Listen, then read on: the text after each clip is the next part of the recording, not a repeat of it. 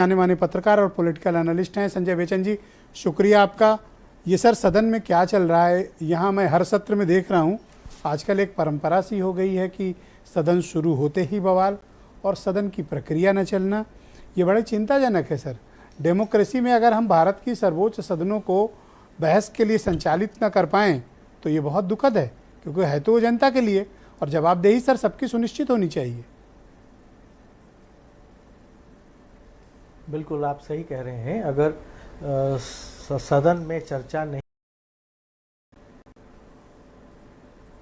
और सुषमा स्वराज ने कहा था कि सदन की कार्रवाई को रोकना वैसे ही डेमोक्रेटिक है जैसे कि बाकी डेमोक्रेटिक प्रक्रियाएं हैं जी। तो भाजपा मानती रही है कि सदन को बाधित करना चाहिए अगर राष्ट्रहित में बहस या कोई मुद्दा सामने लाना है तो मुझे लगता नहीं है कि अब जब भाजपा सत्ता में है तो अपने इन मान्य सिद्धांतों से क्यों पलट रही है और प्रधानमंत्री को वक्तव्य देने से क्या गुरेज है।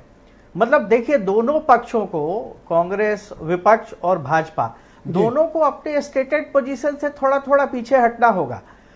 जरूरी बहस है, जरूरी मणिपुर पर चर्चा है, देश को शर्मसार करने वाली इस घटना पर चर्चा है, न कि यह महत्वपूर्ण है कि बोलता कौन है।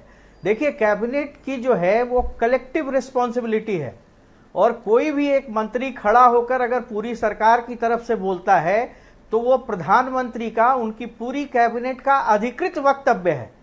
तो दोनों पक्षों को अपने स्टेटेड पोजीशन से थोड़ा पीछे हटना चाहिए और चर्चा करानी चाहिए। और देखिए, मणिपुर के घाव बहुत गहरे हैं और कोई नए नहीं है। 2004 में मणिपुर में नग्न महिलाओं ने वहां के असम राइफल्स के हेडक्वार्टर के सामने प्रदर्शन किया था। इंडियन आर्मी रेपस, उस समय संजोग से मणिपुर में और केंद्र में कांग्रेस की सरकार थी। वो नग्न प्रदर्शन इसलिए किया गया था कि मनोरमा दोंगजाम नाम की एक महिला थी, उनकी हत्या कर दी थी तथाकथित रूप से असम राइफल्स के लोगों ने। अब आप देखिए, उसपे वो 2004 की घटना है। 2004 में हाईकोर्ट के कहने पर एक डिस्ट्रिक्ट जज के नेतृत्व में एक कमेटी बनाई गई। आप आश्चर्य करेंगे, उस कमेटी की रिपोर्ट पब्लिक कब हुई ब्रजेश जी? ये इस देश की संवेदनशीलता है। 2014 में 2004 की बर्बर हत्या की रिपोर्ट पब्लिक 2014 में होती है। जी। और इस देश के संवेदनशील मसले पर तो सर इस देश तत्परता की आवश्यकता है। इस देश का कॉन्सेप्ट सोया रहता है और बात यही नहीं रुकती है। 2015 में मनोरमा को सुप्रीम कोर्ट के कहने पर उसके परिवार को मुआवजा मिलता है। 2015 में मणिपुर के कई लोग एक संगठन बनाते हैं और उससे पता चलता है कि करीब 1550 लोग गायब हो गए हैं या मारे गए हैं, हिंसा का शिकार हुए हैं जी। आप देखेंगे, आश्चर्य करेंगे, उसकी सुप्रीम कोर्ट के कहने पर उसकी जांच सीबीआई को दी गई। अभी तक कितने चार्जशीट हुए हैं? सिर्फ 7 चार्जशीट हुए हैं और 30 के करीब एफआईआर हुई है। ये इस देश का कॉन्सेप्ट है। आप इस मणिपुर के पाप के भागी सब हैं।